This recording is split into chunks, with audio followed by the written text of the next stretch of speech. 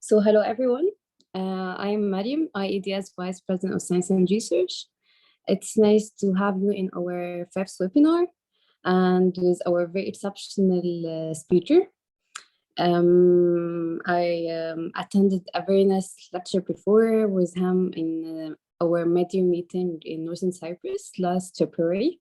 So I'm looking forward to his presentation also in today's webinar. I would like to give the stage for Dr. Muhammad Ilyas to moderate the session. He is the Scholar Secretary and the webinar coordinator. The floor is yours. Well, thank you, Mariam. So it's a pleasure to have you with us, Dr. Fumihiko Kimura. So I've heard a lot about you from the MOAM. Of course, you have a good relationship with IADS. So basically, today's session is Periodontitis type 3 and type 4 and prevention and treatment. So of course, Dr. Fumihiko Kimura, as I said, was sorry.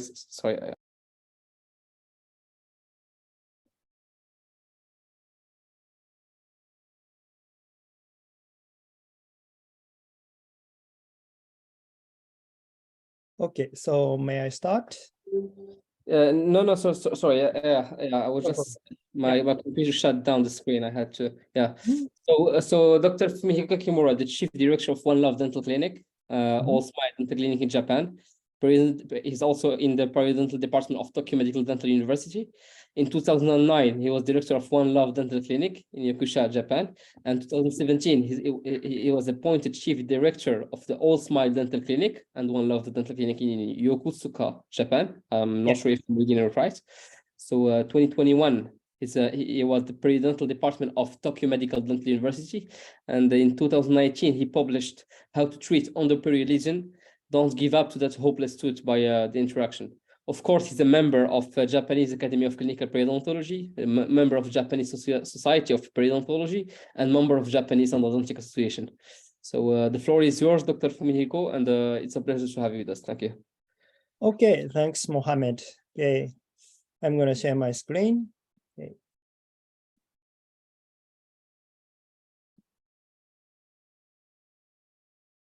Okay, can you see? Okay, so I'm going to start. So today's my topic is treatment of the stage 3 and stage 4 periodontitis for a SCORE webinar. Let's get started. Okay. So first of all, I'd like to say thanks to all the committee members of IADS and SCORE webinar. I'm Fumihiko Kimura from Japan, and I'm doing the private practice in Kanagawa, Japan. And my name of my clinic is One Love Dental Clinic and All Smile Dental Clinic. Actually, I love reggae music, and the name of the Bob Marley's song, One Love, is I named.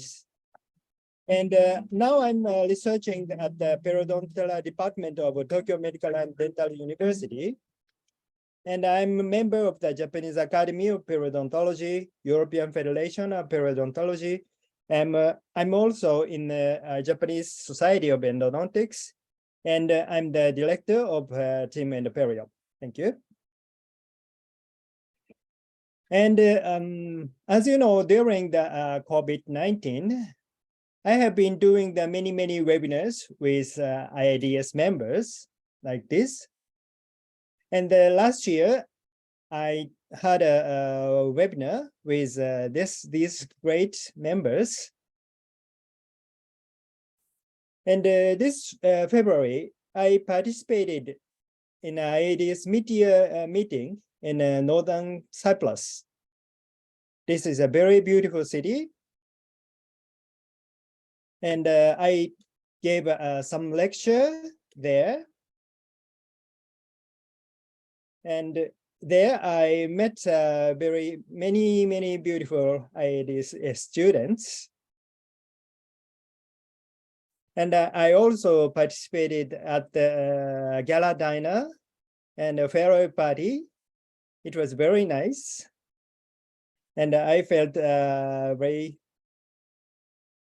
strong power of the IADS students. So today's learning objects is a definition of periodontal health, gingivitis and periodontitis,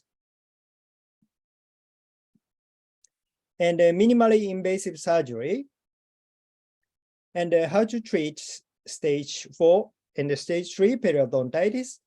So I hope you enjoy.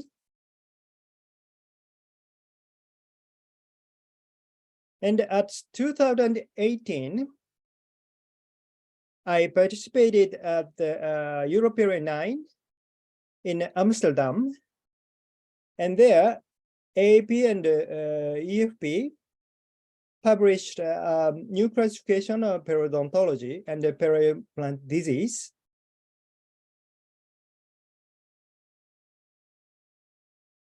And at that time, the first they defined periodontal health and gingivitis and difference of gingivitis and periodontitis. And can you tell some about periodontal health? Of course, you may know that gingivitis and periodontitis, but what is periodontal health? So periodontal health means bleeding is less than 10%. It means even the healthy patient like you, if you will have a periodontal pocket depth check, the one or two sides may have the bleeding. So if the one or two sides is bleeding, we diagnose as a healthy patient. And periodontal health means no interdental bone loss from the X-ray. And this is a gingivitis. Gingivitis means presence of BOP greater than 10%. And they defined localized between 10 and 30% of the site of bleeding, and generalized greater than 30% of the site of the bleeding. And one feature of gingivitis is reversible. It is very important. And treatment can change a patient from being a gingivitis patient to a healthy patient. And regarding the periodontitis is a presence of interdental attachment loss at 2 or more non-adjacent teeth. And once a patient has periodontitis, because the bone can't really regenerate it, they are regarded as a periodontitis patient for life. They can never be a periodontally healthy, but they can actually be stable for the rest of their lives. That's the objective of periodontal treatment. This is important message as well. So the one strong message is we need to prevent periodontitis before it progresses. And they divided periodontitis stage 1 to 4. And stage 1 is incipient periodontitis, very light periodontitis. And the stage 2 is moderate. And the stage 3 is severe. And stage 4 means aggressive periodontitis. And according to the risk factors, they divided grade A to C of each periodontitis. So let's focus on the staging and bleeding. So first, we assign each patient to the stage 1 to 4.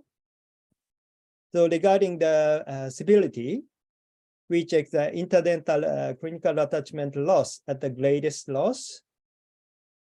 And from the X-ray, radiographic bone loss. Then periodontitis associated tooth loss. How many teeth missing because of the periodontitis? The 4 or 5.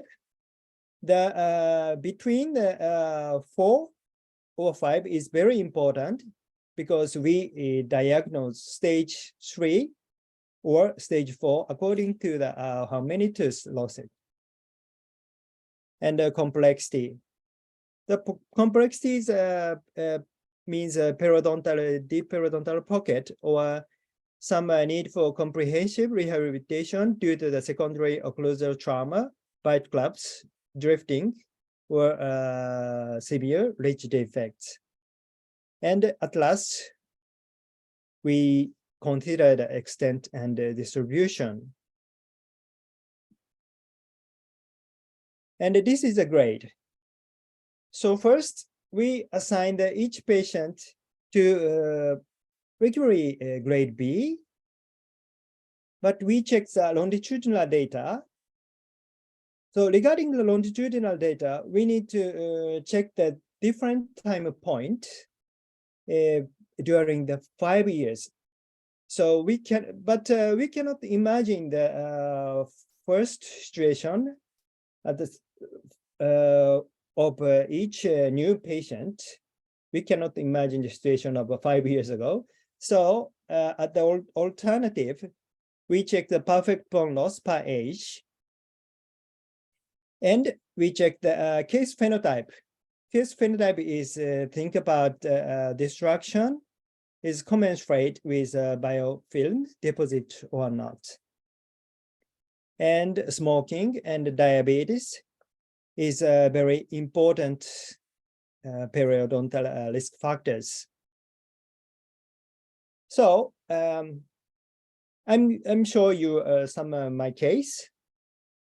My case is involving a female, 34 years. The chief complaint was bleeding on the gum.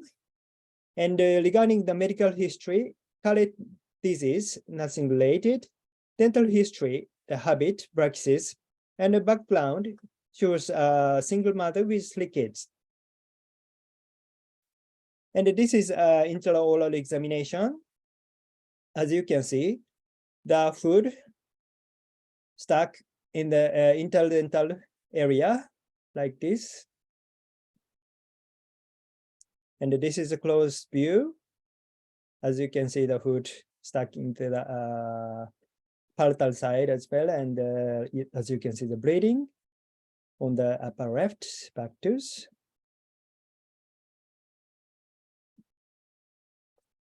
This is a radiographic examination. As you can see, on the upper left and the upper right and the lower left, there were some intrabony, deep periodontal pocket, and the intrabony bone defect. And this is X-ray as well.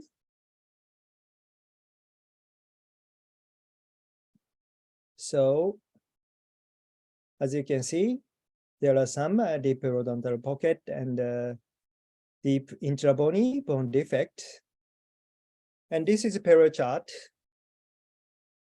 As you can see, there are 6 to 7 millimeter deep periodontal pocket, and full mouth plaque score is greater than 50%, and full mouth bleeding score was 37%. And if I diagnose this case, so she has an interdental clinical attachment loss greater than 5 millimeter, and periodontal pocket is greater than 6 millimeter. And how about tooth loss? So she has no tooth loss due to the periodontitis.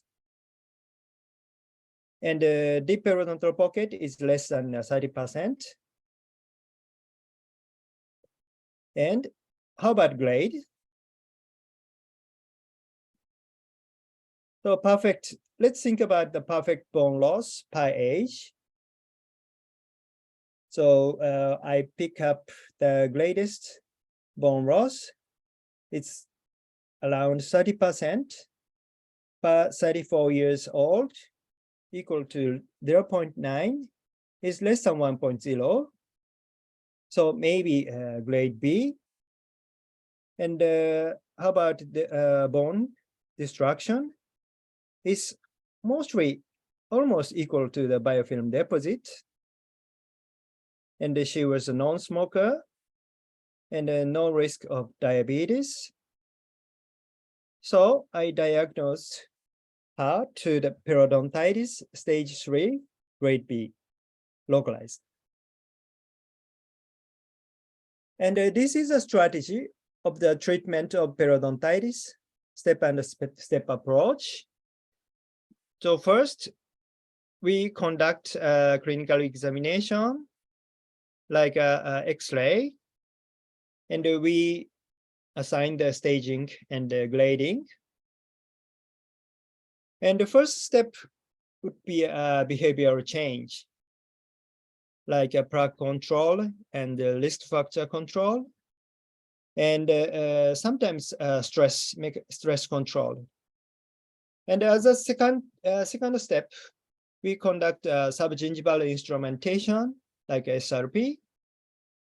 And sometimes we conduct adjunctive therapies. And at the reevaluation, we check the no periodontal pocket greater than 4 millimeter with bleeding, or no deep periodontal pocket greater than 6 millimeter. And at the third step, we conduct a periodontal surgery. So first, as a first step, for a specific figure, we try to reduce the plaque score and the bleeding score. Why?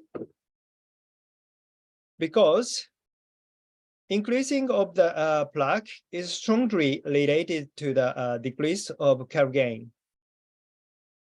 So if the Hermas plaque score is greater than 20%, we think the situation would be dirty, and we try to reduce less than 20%. So if we obtain the Hermas plaque score less than 10%, if we open the flap and remove the calculus and flap and take back the flap, we can get 1.85 cal gain. It's a very advantage of for the result of the surgery.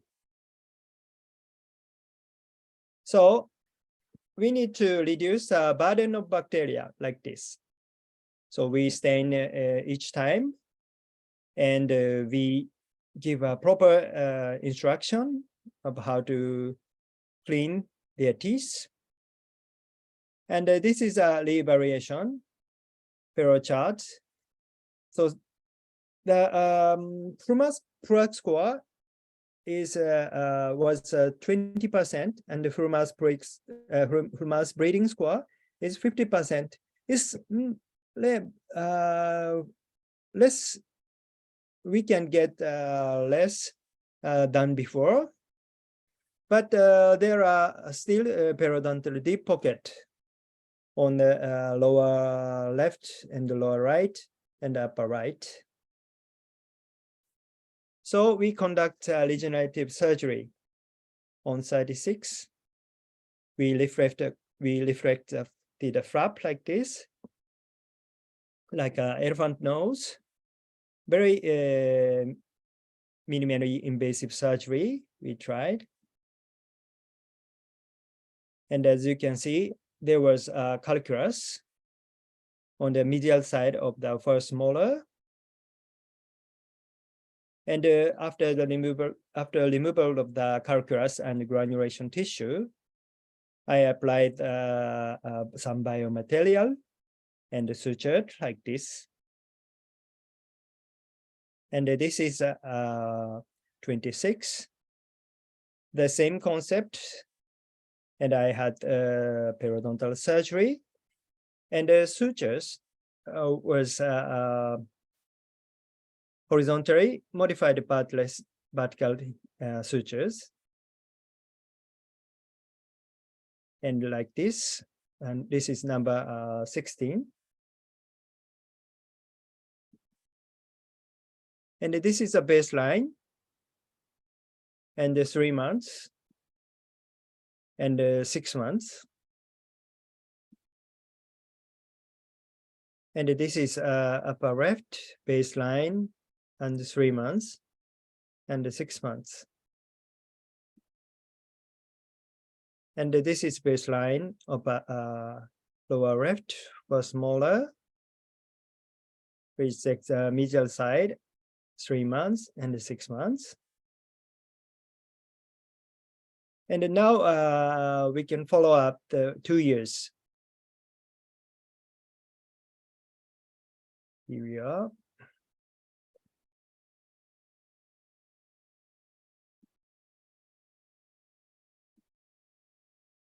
Okay.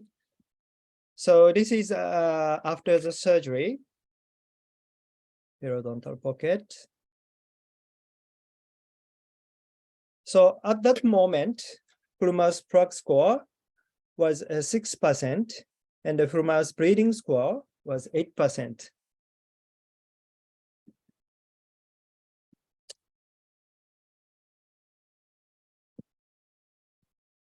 So this is her oral exam. The color of the gum looks much better than before. And there is no food stacking into the interdental area. Like this. And me and the hygienist gave her how to use an interdental brush.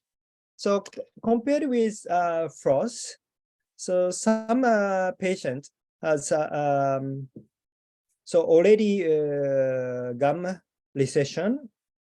So such kind of patient, we recommend a small interdental brush like this.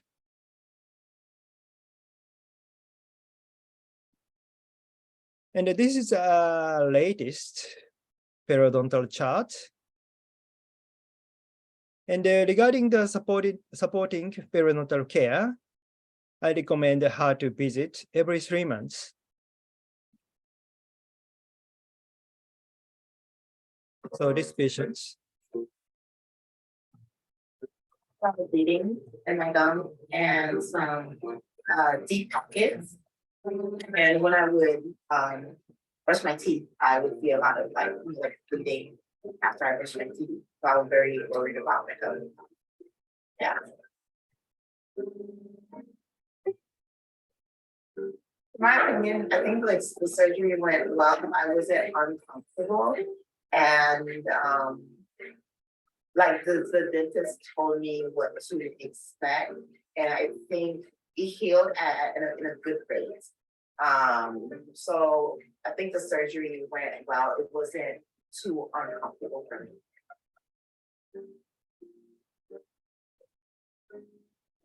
I noticed that when I brush my teeth now, there's no blood.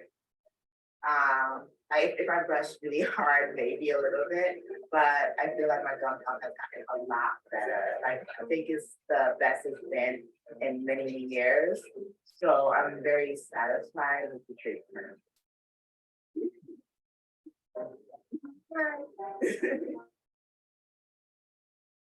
So this is an interview I took because she moved to the US last month. Okay. So next topic is periodontal surgery. So recently in the periodontal, even in the periodontal field, the topic is trend is minimally invasive. And this is defect morphologies and the influence of regenerative potential. As you know, we separate the bone wall defect from 1 wall to 3 wall. The image would be like this. And 3 wall defect is much more prognosis is higher than the 2 walls or 1 wall, as you know. And this is a development of flap design. There used to be modified Wiedemann flap, as you know, at 1975.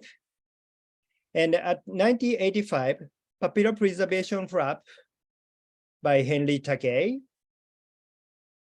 Henry Takei launched this kind of concept. And at 1995, Sandro Coltrani published a modified papilla preservation flap. And same clinician, Sandro Coltrani, published a simplified papilla preservation flap at 1999. If the height of the papilla is less than 2 millimeters, they recommend simplified papilla preservation flap. And at 2009, they published a minimally invasive surgery technique. And at 2009, they published a modified minimally invasive surgery technique, what we call a MMIST. They published.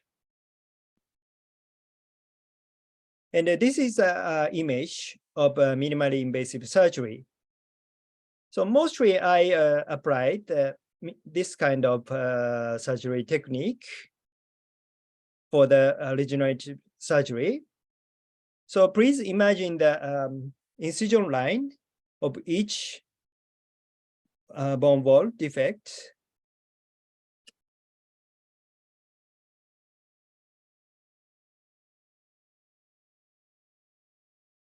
Are you ready?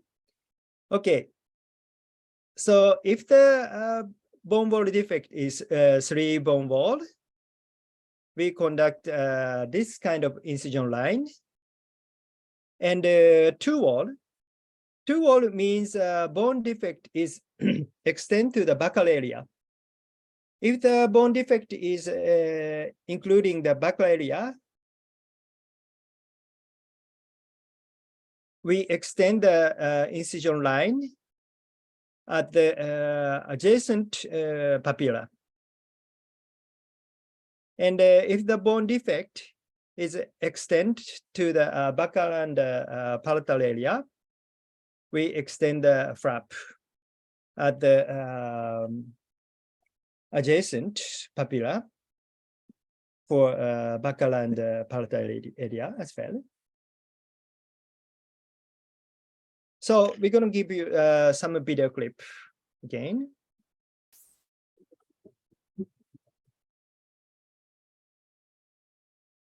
So first, I use a mini blade and do the sulcus incision.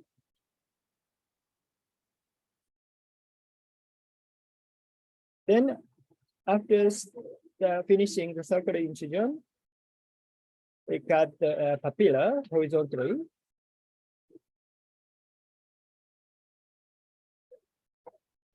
And using the periodontal chisel and touching the marginal bone line and reflect the flap a bit. And using the mini blade, cut the granulation tissue as a whole according to the bone, marginal bone. So you may feel the touch the bone defect, and this is a palatal side.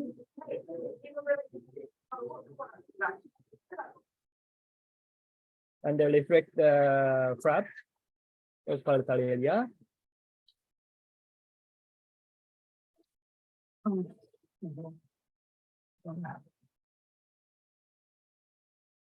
Then remove the granulation tissue as a whole.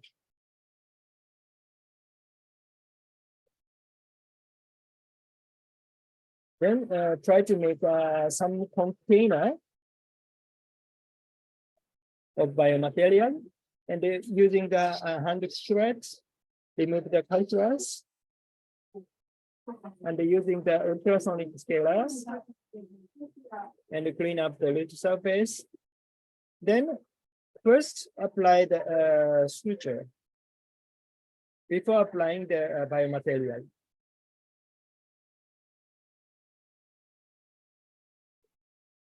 We prepare and set up the suture.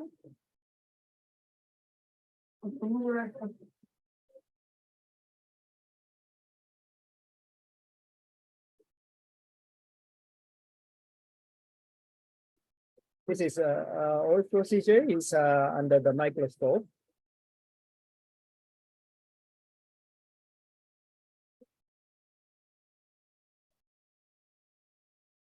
And I apply the EDTA for 2 minutes and prepare for the biomaterial. I use amerogenin mixed with bovine bone mineral. And again, ultrasonic scaler and clean up the tooth and control the breathing. And apply the amerogenin first. First touch.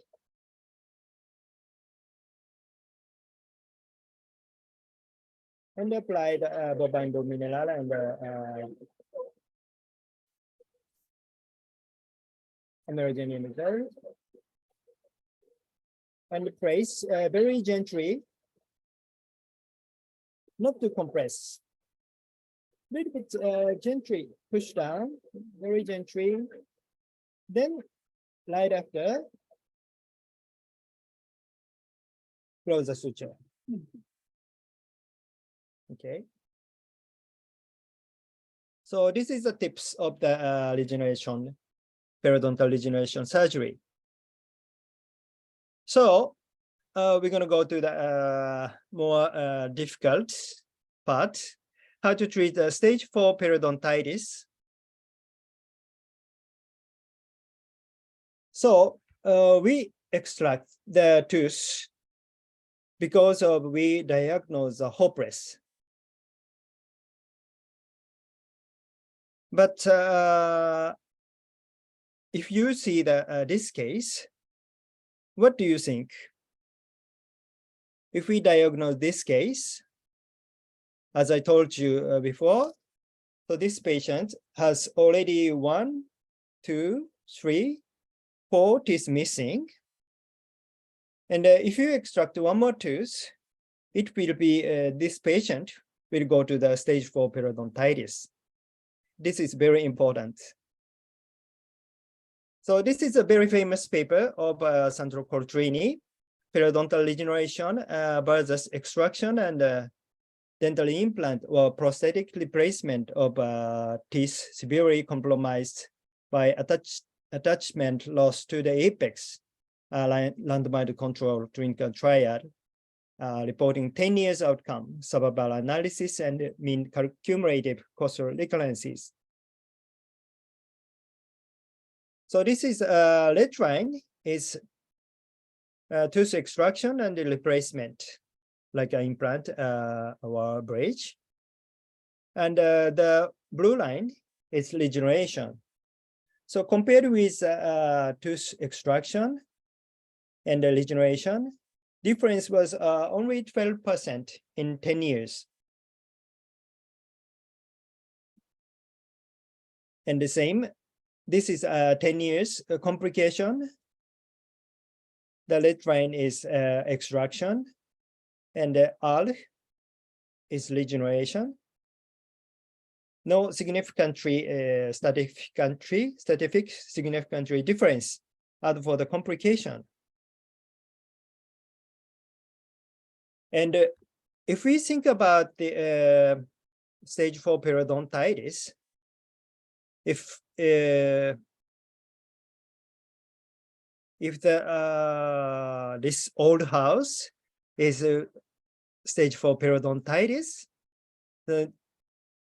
this old house has a need to be repaired or need to be removed. And maybe this house is built on a tilted plane and strong wind, like occlusal trauma. So we need to think about what should be left and what should be removed. And as I told you before, we think about the step approach for the periodontitis. Step 1, risk factor control. Step 2, subgingival instrumentation. Step 3, periodontal surgery. And step 4 is supportive periodontal care.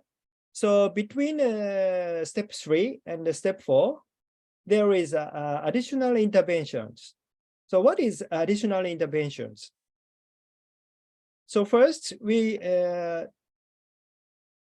during the stage 1, step 1 to step 2, we need to control the secondary occlusal trauma. And from the step 2, we start the interim restoration, like a temporary crown. And from the step 3, we may start the dental implant treatment. And step 4. So what do you think? What you can start from the step 4? It means orthodontic therapy. And at the final, from before we going to the supportive periodontal care, we may set the final restoration. So stage 4 periodontitis is closely related to orthodontic rehabilitation and prosthetic rehabilitation. So this is my case. My case is a female, 46 years old. Sorry. And the chief culprit was need a periodontal treatment a few years ago. I was told periodontal disease was terminal. Like it suggests a stage 4 periodontitis, as you know.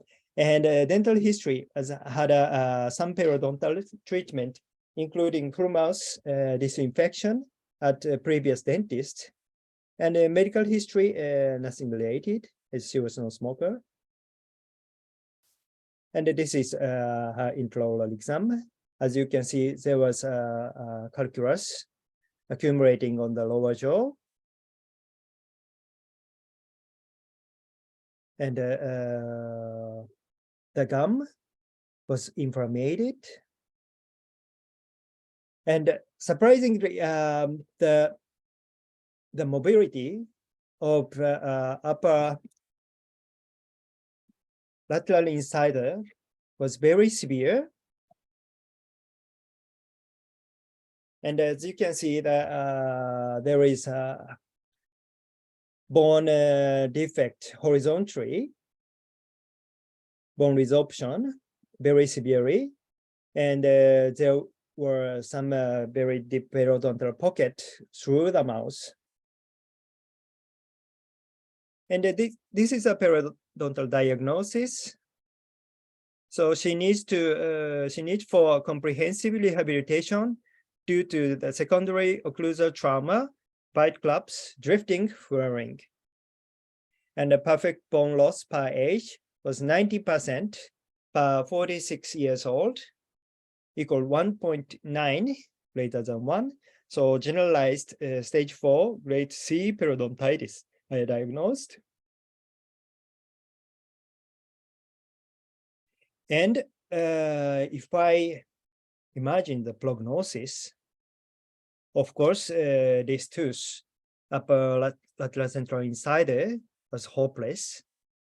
But the other teeth is very difficult situation. So some clinicians may diagnose as a hopeless of most of the teeth. And these teeth are questionable. And the problem list was the periodontal previous dentist has already performed Fumihiko's disinfection and other periodontal treatments, and the overall gingival recession was very strong. Almost all teeth are mobile. If the number 12, the upper lateral incisor is extracted, a bridge or a denture will be used. But if the bridge is considered, both adjacent teeth are too mobile to function as supporting tooth, and there are few teeth that can be considered as hooks in a removable denture. So my treatment plan would like this: periodontal initial therapy. First step, tooth sprint and plaque control, and the subgingival scaling. And the second step, subgingival instrumentation, and the third step, surgery, and additional intervention, also treatment. So first, I did tooth sprinting, like this.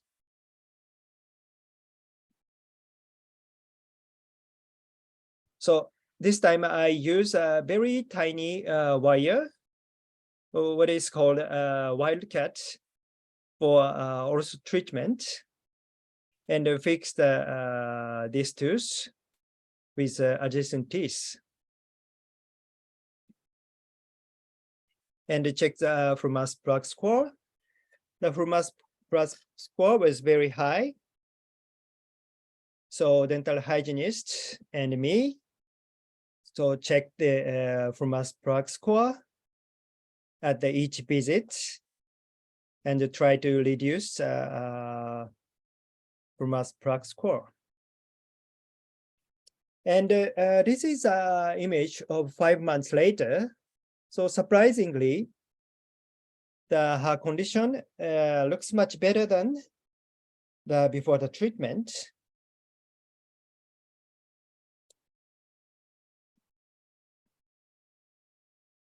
And this is probing depth. Of course, probing depth is very severe, but please check the mobility. So mobility is great progress than before. So one question is, in stage 4 periodontal patient, when we should also therapy start? So this is a statement. Once the endpoint of periodontal therapy had been achieved, this is a 2020 guideline by Mariano Sanz. And so this patient, so try to make the space. So I consider what we call 3 incisor. Try to recover the incisor inclination and the mandibular incisor extraction to improve occlusion and dental aesthetics. And I placed braces like this, and I placed it for the extraction site. I placed a composite dummy tooth. Is bonded with the adjacent tooth, and use elastic, rubber elastic, and the treatment was going on. And I made a auxiliary wire like this, and placed and used for the lower jaw. This, and at that point, I placed a retainer for lower jaw, and as you can see, the mobility is better than before, and less bleeding and less inflammation than before. And she went to the supportive periodontal care. But one problem is she afraid of removing the braces. So she used braces as a retainer. So of course, if I remove the braces, there would be a risk of some tooth is falling out. So she afraid of this, and I agree of this. I bit agree of this. So this is supporting periodontal care. But the condition of gum is very good. And this is the latest one. The periodontal pocket is much better than before, the treatment. So this is EFP's statement of can stage 4 periodontitis can be successfully managed. So this is a statement. Stage 4 periodontitis can be successfully managed with a combination of periodontal therapy, appropriate rehabilitation of function, and improvement of aesthetic quality of life and supportive periodontal care. And how relevant is tooth retention? So we recommend tooth retention to be the first line of the treatment strategy in the rehabilitation of stage 4 periodontitis patient. So this is my last case. So please focus on this tooth. So this tooth has a very deep periodontal pocket, around 10 to 11 millimeters. This is what we call an endo-perio lesion. So we performed the endodontic root canal treatment first, but this patient stopped visiting the clinic. I don't know why, the reason.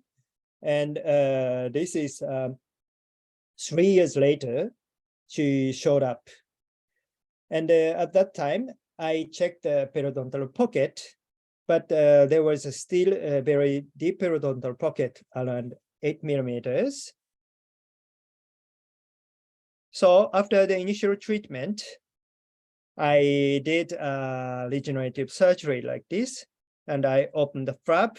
As you can see, the calculus on the root surface of the buccal area. Then same procedure, I removed the granulation tissue, and I applied amerogenin and bovine bone mineral, and sutured this. So this is baseline, and the surgery, and 3 months later, and 6 months later. So at that moment, there was no mobility, this tooth. So I extend the fixed bridge of the one distal tooth. Then I, at final processes, the fixed zirconium bridge I set like this, and the patient easily to clean up between the teeth. And she's now having the supportive periodontal care on my clinic. So this is one statement. How relevant is preservation of dental arch integrity? In patients with stage 4 periodontitis, we suggest preserving the integrity of dental arch by avoiding extractions if these can be retained. So this is my last take-home message. The definition of hopeless should be updated over times. And if we do a proper treatment, even the stage 4 periodontal disease can be saved. So let's save the tooth. So thank you so much. Thank you for great attention. And now just we finished the Sakura season. So hope you can come to Japan someday. Thank you.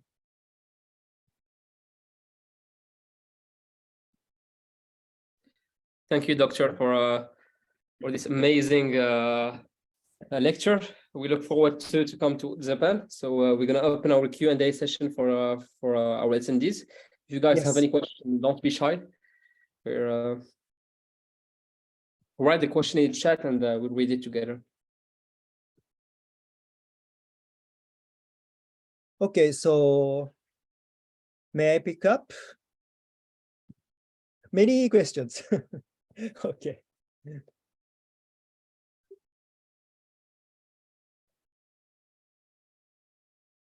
Okay, so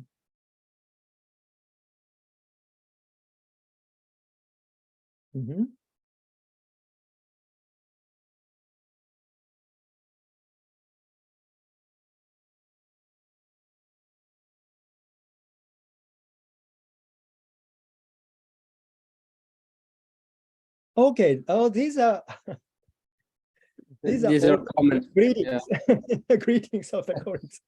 Okay, thank you so much. Okay, lovely comment. Lovely. Do you guys have Okay. any questions for Dr. Fumihiko? Okay, I'm gonna share some. Okay, again. Okay. Okay. Okay, maybe okay. I love these photos. Okay. And first definition. Okay, definition, okay. Yeah. Okay. And staging and grading. And the first patient, female, 34 years. So this patient is stage 3. So if you can, if you want to start periodontal treatment, I recommend stage 3 patients because stage 3 patients, maybe the patient has a periodontal pocket like maybe 5 or 6 or 7 millimeters. It is very good to start. Nice to start the periodontal surgery, you know. So if the initial treatment completed successfully, the periodontal pocket reduced 2.7 millimeter around average, 2 to 3 millimeter. So if the periodontal pocket, 7 millimeter periodontal pocket, after the initial treatment, the pocket would be 4 or 5 millimeters. It is very good timing to have a periodontal surgery.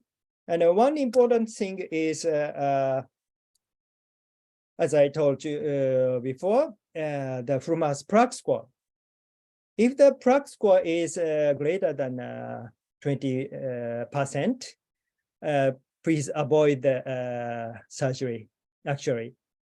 So please try to reduce the plaque score less than 20%, then apply the surgery. This is a very important thing. So this slide for the specific figure.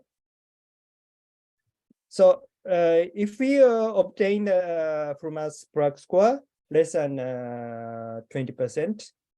So hopefully less than 10%. So the patient compliance is very important.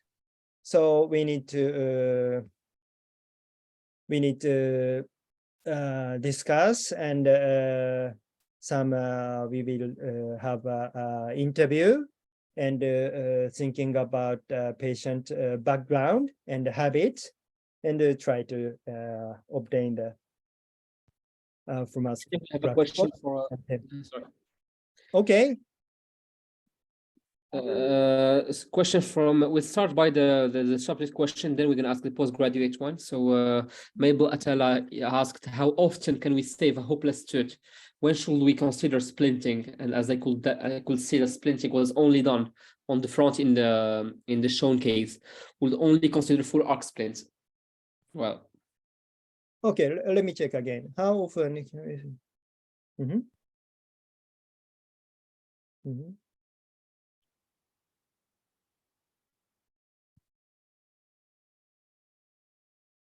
When we should consider sprinting. Okay. And how often can we save hopeless tooth? It's actually depend on the clinician skill and patient compliance. So one important thing is experience. What do I mean?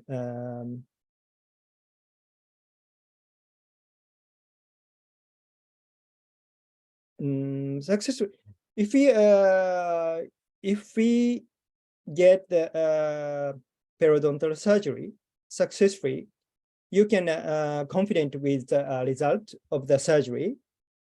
So the maybe important thing is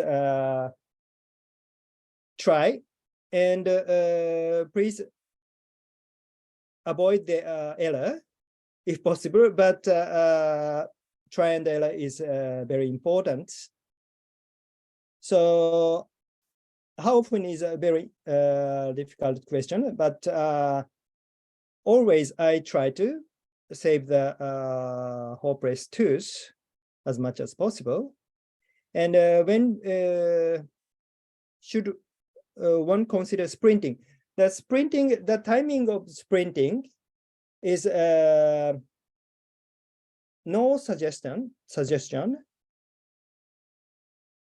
from the EFP guideline, but if you conduct a periodontal regenerative surgery, I recommend right before the surgery sprinting, and of course right after the surgery the sprinting definitely, because if you obtain the bone regeneration, the very important thing is no mobility of the treated tooth. So before the surgery, I mostly sprint the tooth. And is this okay? This answer? we have another question. All right, we have another question from. Let me check. From Audrey to me. I'm gonna copy it in the chat so we can read it also. What if the patient is not cooperative and plaque score is below 20%? Can you still proceed with the surgery?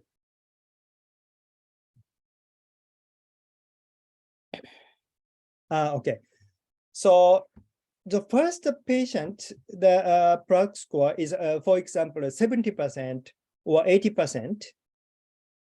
And after the initial treatment, the plaque score would be 20%.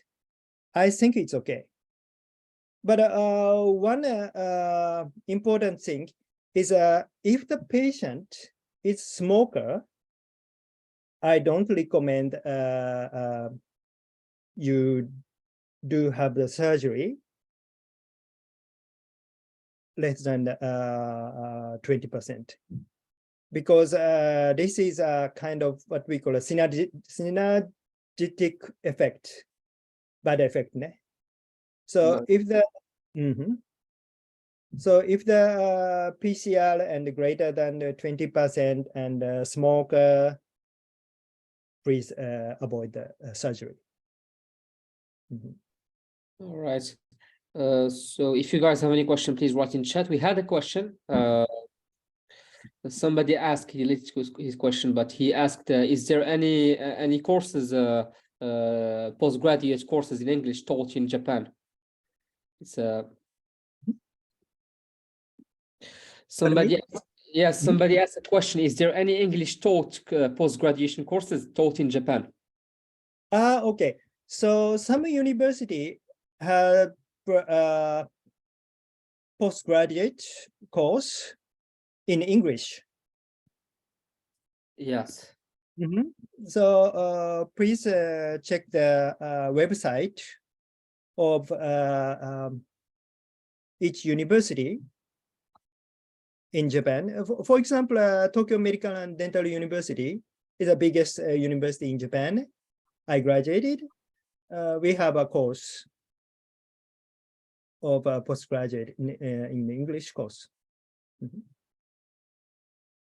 We have one last question. Hello, doctor. Thanks for the amazing presentation. There is one thing that I want to ask. I'm a fourth-year dental student, and we've just learned about periodontal surgery. So I can't decide when to open to flap and do the surgery. How can we decide that? When to open up, when to open flap. So the timing of surgery is always after the periodontal initial treatment, right? But it's important to, if you can get successfully the results of the initial therapy, no? And sometimes we use medication of antibiotics medication or adjunctive therapy, rinsing something, chlorhexidine, something, and reduce the burden of bacteria as much as possible. Then we do the surgery. All right. So thank you, Professor Fumihiko Kimura, for your time. I'm sure you're a very busy person. I've for the attendees, I've shared the link for the feedback form. So please, all attendees, fill it. So you can receive your certificates after. Thank you, Doctor, a lot, and it was very appreciating. Okay. I'm Yes. very glad to hear that. Okay. So Mariam shared the link for the Tokyo Medical Dental University. So for those who were interested, please check the link. And yeah. Thank you, Dr. Fumihiko. And okay. Thank you so much. I'm very honored to present to you guys here. Hopefully, hopefully meet in person someday. Somewhere in the world or in Japan. Please come to Japan. I would love to personally. I would love to. Osaka. Osaka. Yes. Thank you so much. Thank you, Dr. Fumihiko. As always, it's very impressive webinar. So thank you so much for joining us today, and see you soon. Okay. So if you have any other question, please, please email me directly, or Facebook or Instagram. Please check Fumihiko Kimura. And